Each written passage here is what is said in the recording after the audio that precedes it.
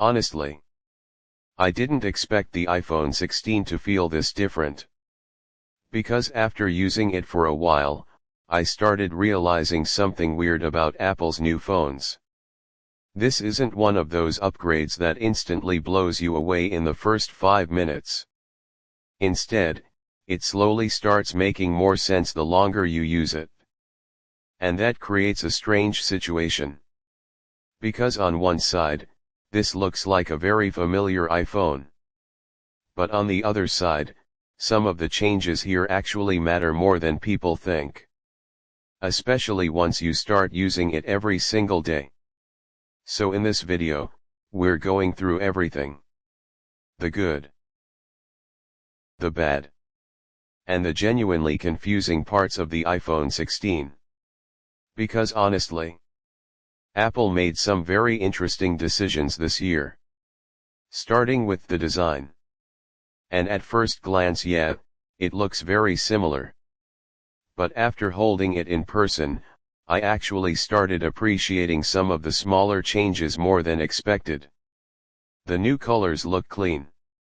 Especially ultramarine. And overall, the phone feels lightweight, premium, and extremely polished. Which honestly isn't surprising anymore because Apple has basically mastered the style of hardware design.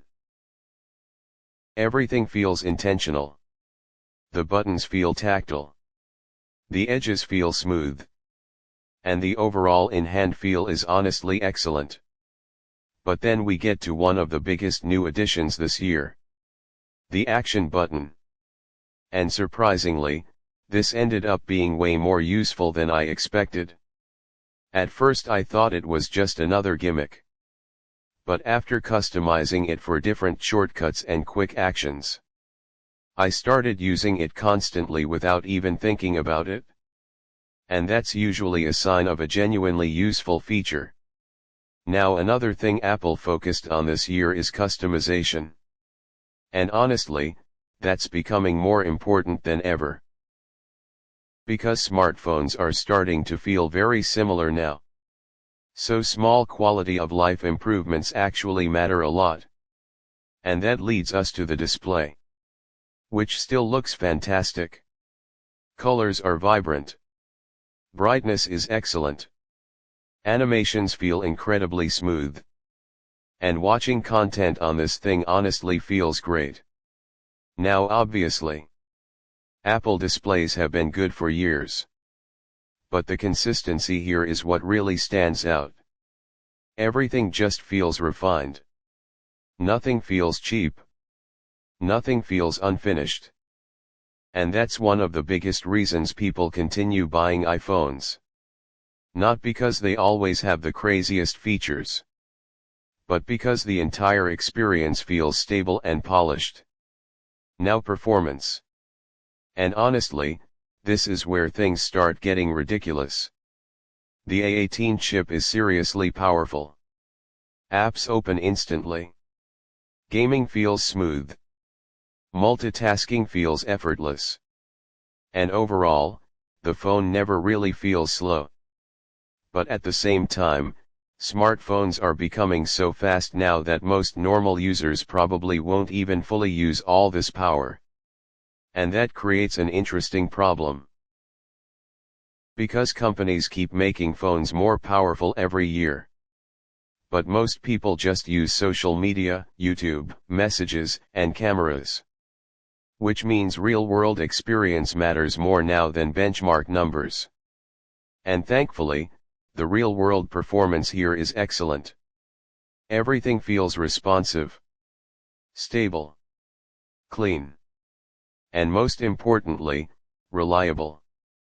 Now let's talk about the camera. Because this is always one of the biggest reasons people upgrade. And honestly, the camera system here is very good. Photos look sharp. Dynamic range looks strong. Skin tones look natural. And videos still look incredibly stable. But what surprised me most was consistency. You can pull out this phone almost anywhere, press record, and get a reliable result. And honestly, that matters more than crazy specs. Because most people don't want to spend time adjusting settings every few seconds. They just want the camera to work. And that's something Apple still does extremely well. Now another big topic this year is Apple Intelligence. And honestly, this might end up being one of the most important long-term changes Apple has made in years. Because AI is slowly becoming part of everything now. And Apple clearly knows that. Now obviously, some features still feel early. Some things still need improvement. But this definitely feels like the beginning of something much bigger. And over the next few years, this could completely change how people use iPhones. Now battery life. And honestly, this was one of the better surprises. Because even with heavy usage, the phone held up surprisingly well.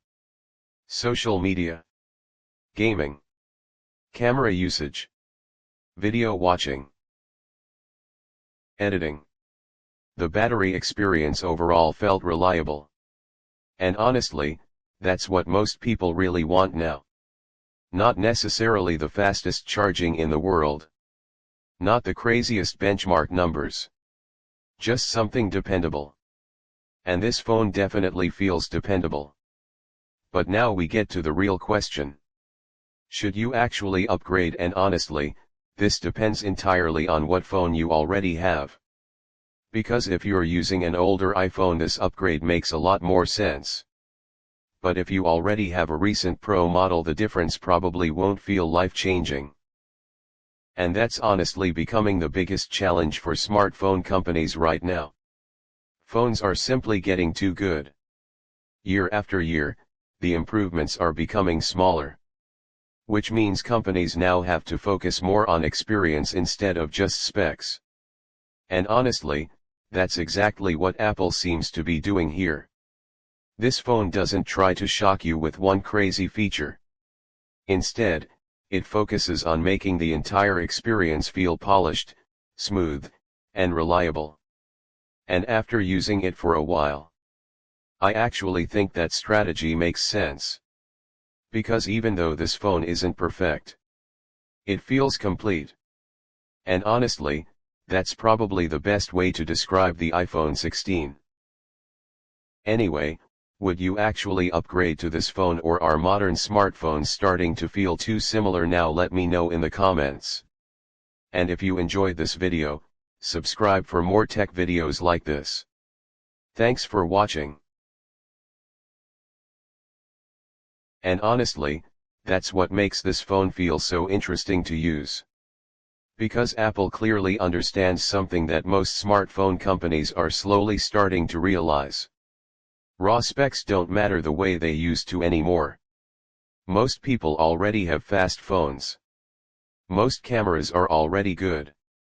And most modern displays already look fantastic. So now the real competition is experience.